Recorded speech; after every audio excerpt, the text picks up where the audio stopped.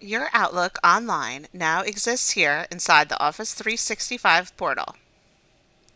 Here you can find these four pieces of Outlook: your mail, your calendar, your address book and groups under people, and your tasks, which consists of flagged emails and things on your to-do list.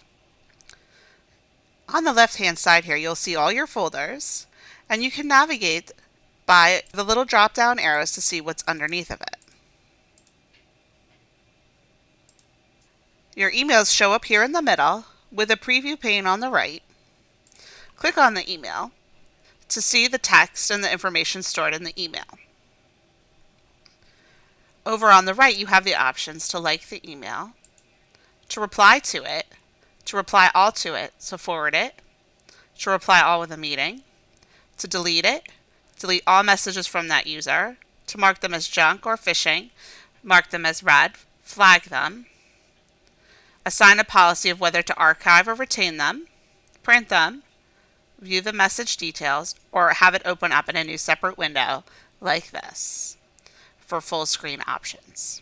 Again, you have those same features up at the top here. Anything you type in this new pop-up box will also show up in your preview.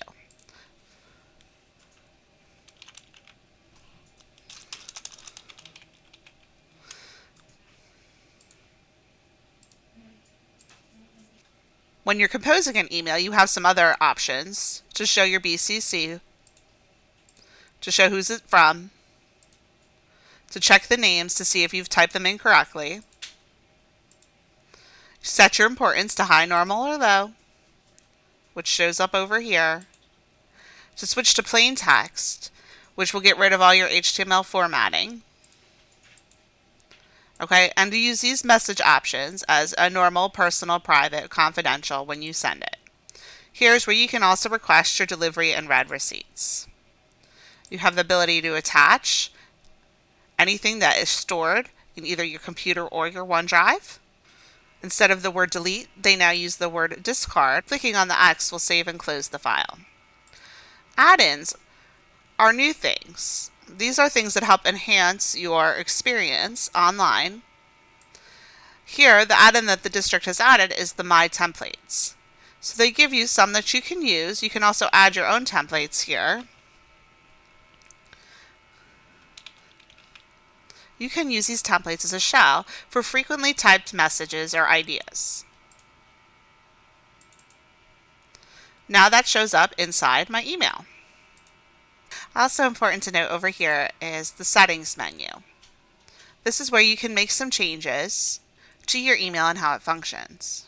Okay, underneath of mail, you can see the popular email signature sits here.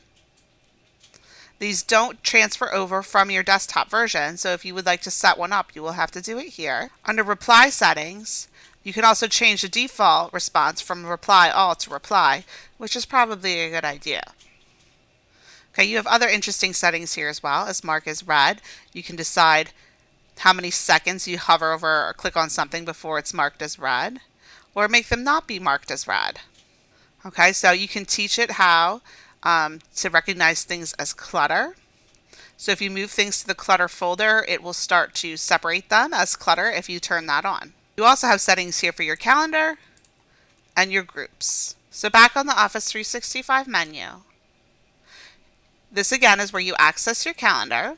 Okay, and you can see your calendar and other people's shared calendars here with you, and you can click on them to turn them off and on. Double click on any date to create an event and set email reminders, or to add other people to your event. In people, that's where you can see your contacts that you have set up, including your groups. So you can create a new contact list, or group of people here. Under directory, you'll find the district address book.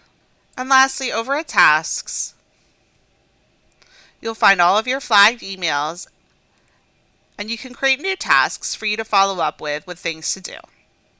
Again, what's great about this, you can access this anywhere from school or at home.